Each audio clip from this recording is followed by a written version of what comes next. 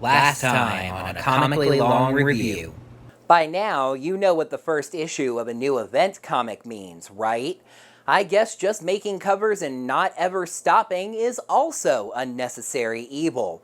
You see, these are not Zach, Trini, and Jason. That's right, we've moved past the power transfer here, and it's time for us to meet the comic book versions of Adam, Aisha, and Rocky. He's certainly faster, stronger, more agile, even taller. But he doesn't sleep and never gets tired. He's always full of energy. So, yeah, that's a Syrian, aka Doggy Kruger from SPD's Species. That's certainly a curveball. Since they're pretty far off the grid and what? And now, the conclusion. For issue 41, I actually want to start with a variant cover. See, this issue had 5 covers, but Comic Vine only had 4, and for some reason Ranger Wiki actually doesn't have any of them. I got a little fed up isn't exactly the right word or phrase, but tired of leaving some of the covers behind. The missing cover was a GalaxyCon exclusive, so I went searching for it and I found an eBay listing for it. Full credit to Cadence Comic Art on eBay for having a picture of this Marco Rudy cover. It's kinda weird, actually. The Rangers stand around the reader, Green Ranger on top, but they all look sort of stretched out, and above them, Zordon is beaming down blue energy. Back to the regular covers, the main cover shows what was revealed at the end of the last issue. Jason, Zach, and Trini in their new Ranger duds. We have the Red Ranger helmet variant, and it was at this point that I remembered that we've actually already done these covers, so why are we running through them a second time? I'll let Ranger Liz explain. The beautiful number 41. I know I'm going to run into this problem the entire series, aren't I? Mighty Morphin Power Rangers issue 41 in all of its shiny, shiny glory. The Red Ranger trading card is actually kind of a bad stance. I mean, he's covering his own face. All paths must remain, no matter the joy nor the pain, victory or tragedy. 2 notes. 1, this is clearly half of an image that will feature the yellow emissary on the other side. 2, Hyperforce once again just sneaks in, bottom left. On the moon, Dane is studying the Rangers. He talks trash about them, saying they have little hand-to-hand skill, no real structure or organization, they're predictable, and it took them 5 tries to get Beta 6 right? He's getting the full feast treatment as he studies. He calls to Snot and Bamboo, asking if they are sure these are the ones giving Zed all the trouble. Squat and Baboo bring more food and say, oh yeah, they sure are. They have powerful weapons and giant Zords. He asks if there's more footage of the Rangers, and it turns out Squat and Baboo document every fight and store it.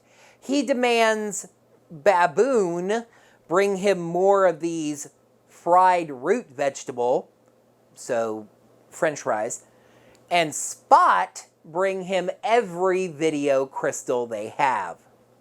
Now we pick up where we previously left off, this time with the 3 departed Rangers. Kim says she's not fooled. She knows they're hiding something. They get uncomfortable and ask what she means, and she says, the wooden shoes! Come on, show off them clogs. The 3 laugh in relief and confess to that. Billy says that he was thinking Alpha could teleport them to Switzerland for a visit. We shift back to Earth as the 3 on the somewhere else planet get uncomfortable, saying that's a great idea, but this weekend is kinda rough. Maybe we can do it another time. Kim and Billy are surprised and say they don't need to make a fuss over it. Trini says it's not a bother, they just need to find the perfect time. Kim tells them that Alpha just beeped them. Jason says it was great talking and he can't wait to see them. They hang up and Billy points out, Alpha didn't beep them. He doesn't need them right now. Kim sadly says that it seems like he's not the only one. Trini jokes that she thinks they bought it, but of course she doesn't. Kim has to know that something's going on. Jason says they have to be more careful, have shared stories like the names of advisors and discussion points they've studied, etc. This has to feel real. Zach hates that they have to plan out how to lie to their friends, but Trini says they don't have a choice. It's for their own good. Zach says he just misses home, Ernie's, school, even Skull. He didn't think that when he left that they would be on an alien world with 3 suns called Safe Haven. As the 3 enjoy the view, a purple woman with white hair approaches them, chiding them for training without her. They explain they had to call him and explaining her, Kiya. For the record, Ryan Parrott was asked on Twitter by No Pink Spandex how to pronounce this name. He said the official pronunciation is Kiya. Anyway, she jokes that she knows they're ashamed of her and they're going to make it up to her by doing some Habitat for Bird Manatee projects. The Rangers are building houses and other buildings in this community. A girl approaches Trini, cute, and shows her some Jellyflies, saying she used her sparkles to catch them. I bet you did. A brace on Trini's hand jingles, and yep, this is their communicator beep. At a square building, a robot named, I don't have a tweet about this one. His name is XI. That could either be G, XI, or befitting the Rangers having robotic assistants with numbers in their names, his name could be 11 in Roman numerals. While I kind of like that one, it's always written out XI in dialogue, so I'm guessing it's supposed to be G. So you know what? I'm going to call him G11 until I have reason not to. So anyway, G11 grumbles about them being late and readies for an excuse. They explain that they were building houses and say, hey, he could get out there and help anytime. He says his time is better spent scanning for things. G11 has detected multiple energy spikes in the Zernox system, level 4. He doesn't know if they're friendly or hostile. Trini wishes they didn't have to go in blind for once. Oh, hi! Look, kids, it's the Blue Emissary. What the? He says that a linear life is all about not knowing what the future holds. Jason says G11 picked up another spike and asks the emissary to look into the future, basically. He can do this, but only can get vague results. I see a malice forged by pain and hunger, red wings in the night, tears into the sky, and a monster disguised as a man? Or perhaps it's the other way around. Did you see why the left side of your helmet is turning yellow when you're the Blue Emissary and cycle through Blue Rangers? Anyway, the future doublespeak doesn't really help the Rangers. Trini is nervous. Their team has dealt with mostly level 1s, a level 2 here and there. Are they ready to skip level 3 and go straight to level 4? Kiya says that's why they have her. Jason agrees basically with both of them. This is gonna be rough, but all of the people here at Safe Haven show them why they're doing what they do, bringing people to a safe place. The emissary urges them to be cautious. Jason says they will, and it's morphin' time. Omega Earth Power! Omega Air Power! Omega Fire Power! Omega Water Power! Omega now, Omega forever! Heroes, meet the Omega Rangers. Let's add some grunts to this story. Here are the red wings tearing the sky, the emissary, which Kiya calls Emmy, and I think that's actually really cute, saw. People wearing masks with red V's on them. Jason says they can handle this, but asks G11 if this is why they came. Of course, it's not. These are followers of Vox, a hate mob that sprang up worshipping the empowered. They loot and attack people and don't really seem to believe in mercy. The Rangers find survivors and G11 says to send them to the city center, which is clear. One asks Kiya who they are, and she just says that they're there to help.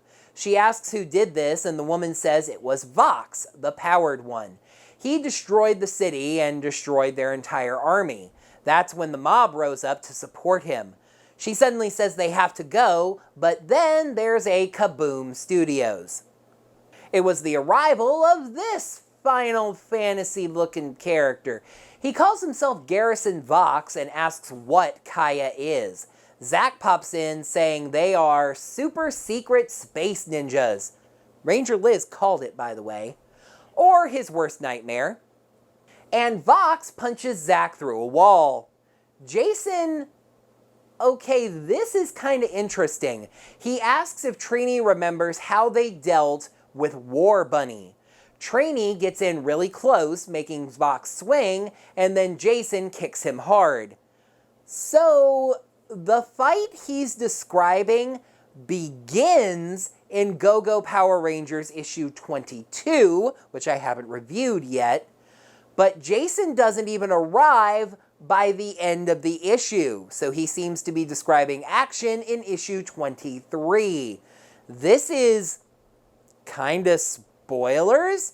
It's interesting for Ryan Parrott in Mighty Morphin Power Rangers to write about the past for these characters that happens in issues of Go-Go Power Rangers that we haven't seen yet. Alright, let's get started before my headache gets any worse. Vox gets back up, excited that today's not going to be boring. But Jason tells him to stop, perhaps in the name of love, and explains who they are and what they are doing. They are the Omega Rangers. They know what happened to Vox. He woke up one day with powers he couldn't even control. This is because Vox has been connected to the Morphin Grid.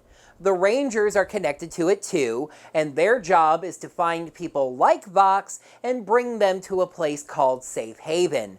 If he comes willingly, they can teach him to control his powers. You don't have to be afraid anymore. Very poor choice of words. Yeah, maybe we shouldn't tell the crowing giant that he's scared. Of course, he says he's not afraid. Jason tells Kiya to take care of this, and he laughs, calling Jason a coward for sending in the tiny one. They run at each other, leap into the air, and Kiya freaking Dragon Ball punches Vox through the ground. Somebody stronger than she seems. That girl certainly packs a punch. That's the joke. Jason calls G11 and says the target has been neutralized and they're bottling him up. Or dumpstering him up. They tell Vox he brought this on himself, and next time they see him, maybe he'll be a little bit nicer. Back on Safe Haven, Jason and Zack have a chat over whatever their version of coffee or tea is. Zack is kind of beat up, but then Birdman brings in the girl Trini talked to earlier, Reagan. She heard Zack was hurt and wanted to bring him something to help him feel better. She's giving him one of her Jellyflies, saying the colors help with sleep. He thanks her and she leaves. Jason asks if he still misses home, and he says, yeah, but this seems to be right where they belong. Back at the command cube, Kiya talks to the emissary. She says Vox was almost as powerful as she is, and instead of confining him, maybe they can try saving this one. Just like they did with her. He praises her kindness and says they can try, but Vox's heart has been twisted even before access to the grid. The universe nearly died because of hubris, not just because of the actions of one disturbed individual, but because of the inaction of so many. We will all have to make difficult choices if we're to make sure a shattering never happens again. Looks like the Omega Rangers have been just a little busy, huh? So my biggest takeaway from this thing is that I really wasn't expecting them to spend an entire issue focusing on the Omega Rangers, but I'm really glad they did. It just gives us a nice relaxed time to learn this entire side of the story, meet the new characters that are involved, and learn and figure out how our 3 former Mighty Morphin Rangers work into this. I will admit that it being a story set out in space kind of gave me worrying beyond the grid vibes, but there is just such better writing and characterization. Issue 41 gets another 5 out of 5. Next time on A Comically Long Review, resetting a timeline doesn't just impact things happening in the present. It's also going to have an impact on things that happened in the past. What changes have occurred in the Rangers' past, and how will that story move forward from them? Find out as, and I can hardly believe that I'm saying these words, I officially catch up with the past main Power Rangers comics when I take a look at Go-Go Power Rangers issues 21 and 22. That is going to do it for another comically long review. Heroes, thank you so much as always for watching. Down in the comments below, let me know what you thought of these issues as well as my review of them. And let me know what you think of the Omega Rangers, this story about Zach, Trini, and Jason not going to Switzerland, but instead traveling to an alien planet, teaming up with another alien, and rescuing these people, sometimes having to fight them, that have been exposed to the morphing grid, having to lie to their friends about what it is they're doing. Let me know what you think about that down in those comments below, but while you're down there, make sure you smack that thumbs up button and let me know that you enjoyed this video. Make sure you're subscribed to the channel to see all of my videos and ring that bell. Get your notifications set up so you will be notified of whenever I post brand new videos like these comically long reviews. And if you'd like to contribute to my channel in any way financially, head on over to ko-fi.com/orangerangervideos where you can buy me a coffee. Those are set at $3 and I would greatly appreciate any support I find at that site.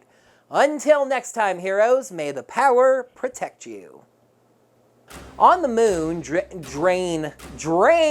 It's funny because in this scene he makes fun of Squat and Babu's names. He never gets them right, and I called him Drain. Now we pick up where we left off with the Rangers themselves this time. That doesn't make any sense. We shift back to Earth as the 3 that are away. Vox gets back. Make sure you smack that thumbs up button and let me know that you enjoyed this video. And